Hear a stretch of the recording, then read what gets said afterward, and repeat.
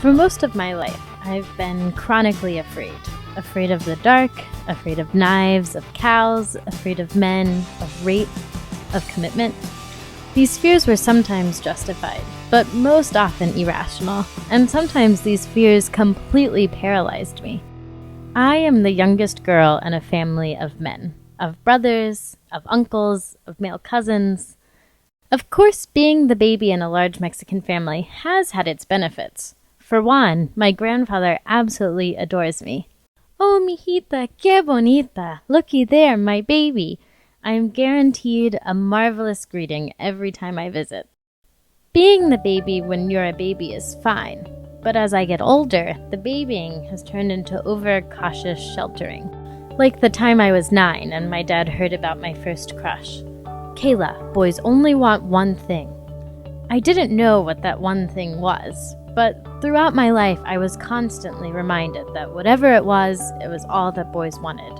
Reminded by TV, movies, and songs on the radio. If I forgot, the ever-present media was there to remind me.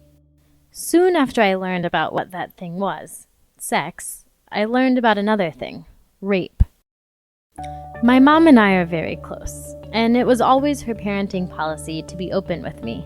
When I was 14, I learned that my mom was raped by 3 boys when she was 16. Because we had had similar milestones in our lives, like when we lost our first tooth and when we started our period, I was positive that it would happen to me too. My 16th birthday came and went, and I am very fortunate to say that to this day I have not been a victim of sexual violence. But my mom had something I did not, and I felt like I could never be sure that it wouldn't happen to me. She is a 5'9" marathon runner who raised 3 children, mostly on her own. She has incredible strength and intimidating size. I, on the other hand, am 5'1" and barely pushing 100 pounds. I know that being small makes me an easier target. I always thought of my size as a visible weakness, and it is something that I am constantly reminded of. By friends, by family, by strangers. "Oh my God, you're so small!" I'm often told that the wind will blow me away, and I'll admit, a couple of times on particularly windy days I have been knocked off balance. But the point is, being told how small I am only makes me feel smaller, disempowered. All of these things have prevented me from taking even the smallest risks. But something about Girls Leap made me take the risk of going to a new city all by myself and doing something I've never done before, with no guarantee that it would turn out all right. At Girls Leap, I've never heard that I'm small, weak, an easy target, or a baby.